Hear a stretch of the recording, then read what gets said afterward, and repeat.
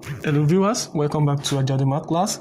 Today we shall move straight to the episode 3 of our bearing and distance, and today we shall be looking at the true bearing. That is, the other name for it is the three-figure bearing. Now today I'm going to take you through some points to take note of. Okay, let me just call these points to take note of. So with these points you are going to have a better understanding of how the three-figure bearing works. And please, I want you to take note of this very well. Once you know this, then you are not going to have any issues with bearing.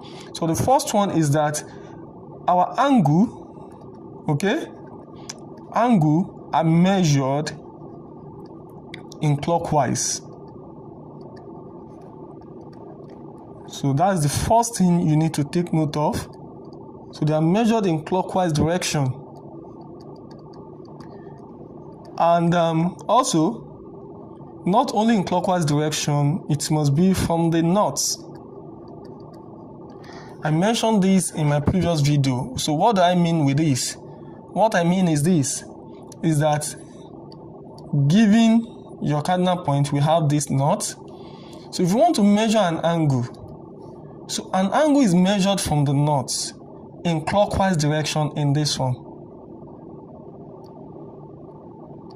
Okay, you must start from the knot. That is the starting point. So, and it must be in clockwise direction. If it is anti-clockwise, anti-clockwise is this form, and we don't use anti-clockwise in this regard. So we only use clockwise, which is like this. Okay, please take note of this. Anytime we are giving bearing, we make use of what?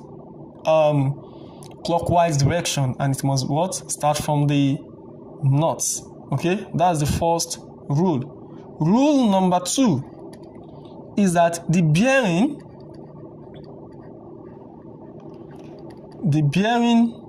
of A from B, okay, is not the same.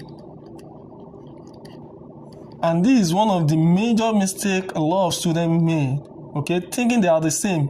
It's not the same as the bearing of B from A. So I'm going to illustrate the difference between the two now. So there are a lot of differences between them, and what we need to understand is this. When we talk about the bearing of A from B, look at this statement, from B, from A. It is very important we understand what this means. So now let me give you an instance. Let's say we want to travel. Okay, yeah, good. Let me change the pen.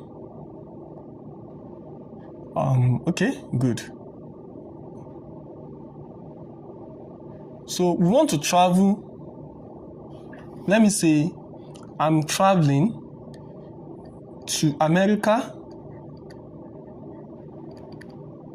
from Nigeria. Please, if you understand this very well, your problem is half solved in bearing. I'm traveling to America from Nigeria. Look at this word, from Nigeria. It shows that currently you are where? You are in Nigeria, and you are going to where? To America. Do you understand that? So that means from this, from is where you are taking your bearing from. So anything in front of the from, that is where you are starting your what? Your bearing with. Okay? From Nigeria, that shows your present position. Your present what? Position.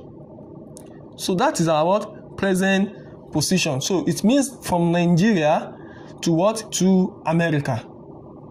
Okay? So this, the same thing is applicable to this. It shows that, look at this, the bearing of A from B. So it means that from B, so doing the bearing of A from B, it shows that presently you are in B, okay, and let your bearing face the north, okay, this is north, so that means you are in what? In B, okay, so going to what? A, Your bearing can be like this. Your A, this can be your A, which also faces the north. Okay? Depending on the angle at which you take your bearing. Okay? And also, you can have it as the bearing of B from A, which is this. The bearing of B from A also. That means you are starting from A, point A.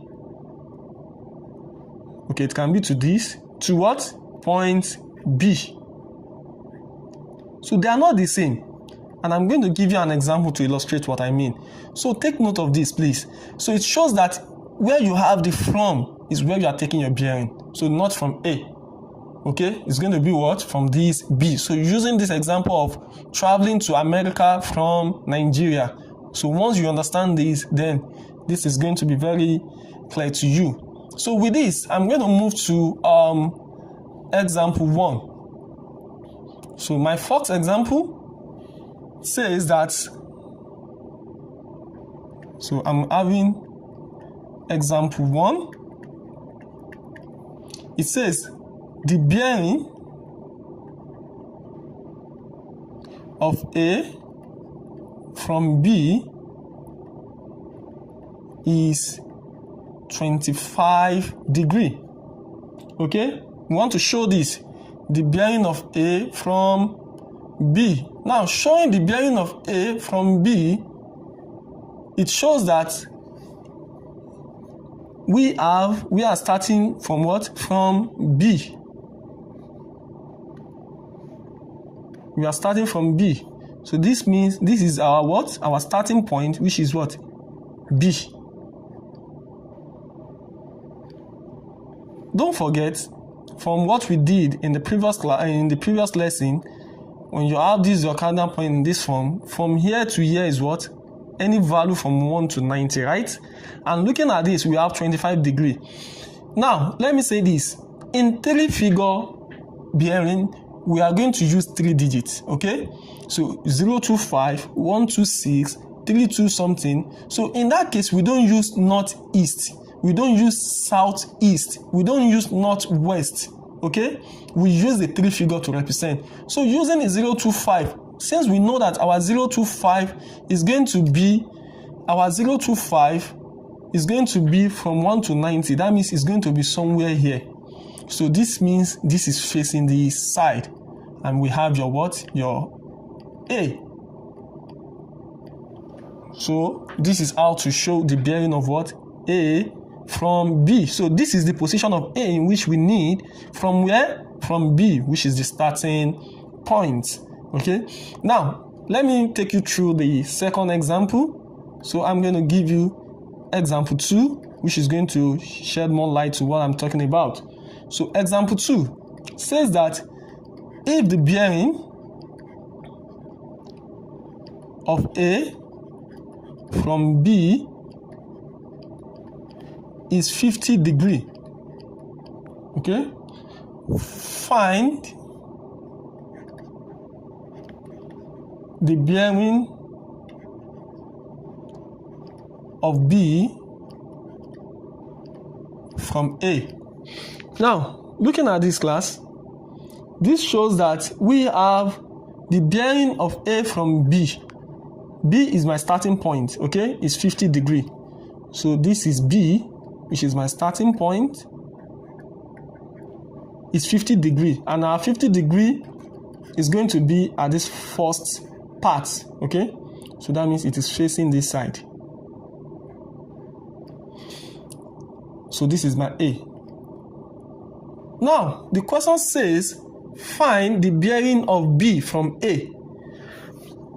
The rule number 1 says that angles are measured in clockwise, right? That is rule number 1. And it also says that what? That the direction starts from the north. Okay. Now, to illustrate this, for better understanding, since this is our north, and like I told you, angles start from the north. So you can just trace this down. Trace this like this. So if you want to pick the bearing, we are starting from the north clockwise to this place. Okay? From the north to this place clockwise. Now, look at something. Let me just trace this down. What you will observe that we have here, we have something like this.